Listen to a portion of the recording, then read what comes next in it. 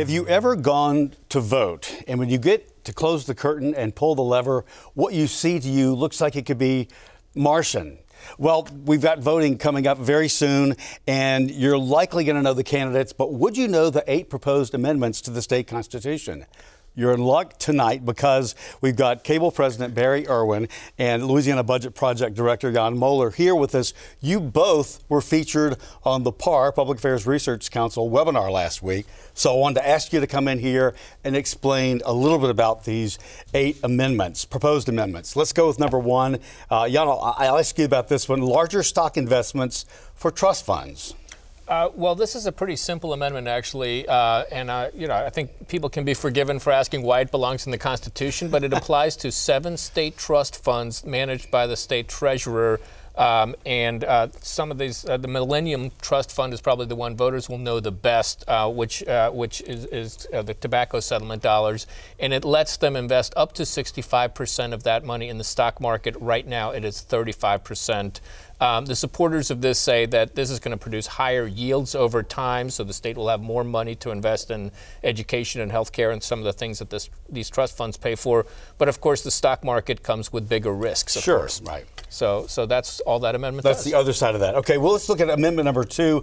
Barry, I'll ask you about this one, and that's increasing property tax exemptions for veterans with disabilities. Well, we've already got some property tax exemptions for veterans and other groups of people. What this does, though, is enhances those exemptions for property taxes, particularly for totally disabled veterans. It would mean they pay no property taxes on their property. And if you have a different level of disability, if this passes, you would effectively get a larger homestead exemption. Is kind of the way it works, depending on the level of your disability. So basically, for disabled veterans at various levels, it would be a tax break for them on their property taxes. And what do people say would be the downside of this?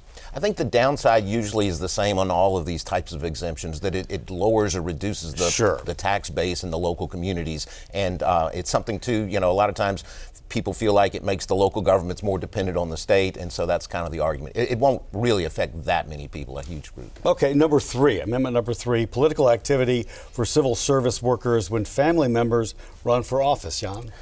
Well, this basically says that if you are a civil servant, a teacher, a rank-and-file government employee, maybe a police officer, a firefighter, and you have a direct relative who runs for office, then you can appear in their campaign advertisements and you can go to campaign events with them.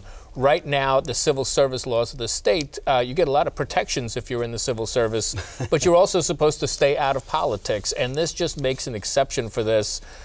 For direct relatives. The problem with this amendment is that it's a pretty broad definition of what constitutes immediate family. It's about almost 24 categories of people.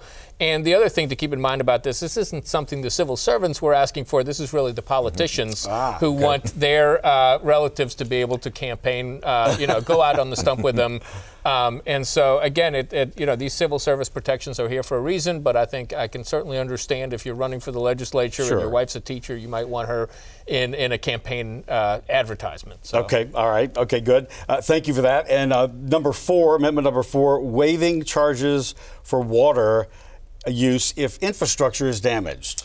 This one is another one that kind of came from a constituent type situation. The story was told in the legislature about a guy that had some property and there was water on there. I think it was a bayou, and somebody came through there or whatever and they damaged the water line there, and he got a huge water bill at the end of the month. And he said, well, look, this wasn't my fault. I don't think I should pay.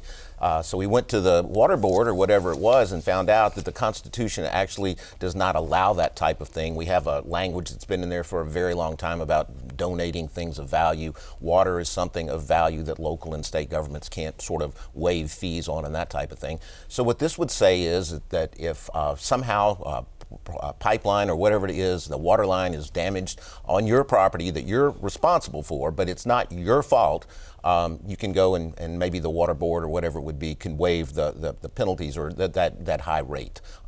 There are some problems with that, I think, because anybody could say that, my pipe's busted, it wasn't my fault, exactly. I don't want to pay my water bill. So, but that's what that would do.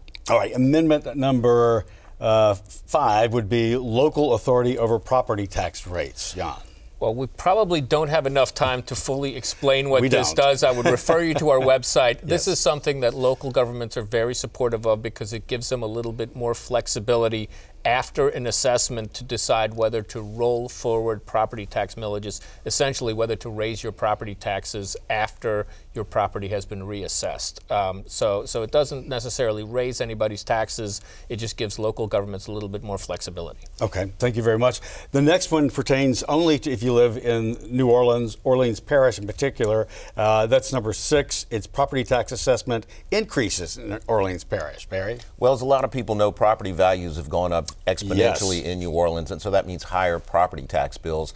A couple of years ago, actually, we passed something statewide that limited the amount you had to pay to, if it went up 50% or more, you could pay it off over 4 years. This takes it another step forward and says that in the event that property values go up more than 10%, you can't have a property tax bill go up more than 10%. So it would be 10% for whatever period of time.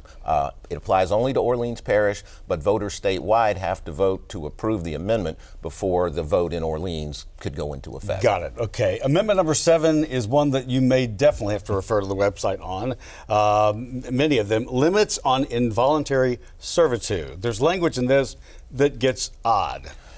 This is a very well-meaning and probably the most controversial of the amendments. The original intent of the author was to get language on slavery out of the state constitution, to say definitively in our state constitution that we ban slavery and involuntary servitude. So it was still in the Constitution? It was still, well, there was a ban on slavery, but it allowed involuntary servitude, and so they wanted to kind of get that language, the involuntary servitude language out. It was changed during the legislative process, so now the author of this amendment says he plans to vote against it. I think the bottom line on this amendment is it's probably not going to change anything in a practical way, but there is real symbolic weight to this, and there are a lot of folks in the civil rights world who say, well, we really support this because we don't want to send the message that Louisiana doesn't want to outlaw slavery. But anyway, this is a very complicated amendment. Yeah, I suggest people go to the website and read more about this. All right, let's go to number 8, the last one, property tax assessments for certain people with disabilities. Barry? Basically, this is another instance where we have a fairly lucrative thing. It's called a special assessment for people over 65 or people with disabilities, where it can basically freeze their property assessment. So their property taxes would not go up year after year as properties are reassessed. Caveat is you can't make more than $100,000 a year in household income. Right now, people with disabilities are required to certify or recertify every year that their income is not above $100,000 so they can qualify for that tax break. This would take that recertification, annual recertification out, would make that unnecessary, and they would just get it automatically. Guys, thanks so much for being here. Very Cliff Notes version, and much more can be found on each of the websites. CABL, for one thing, that's CABL.org, also LABudget.org, and PARLouisiana.org.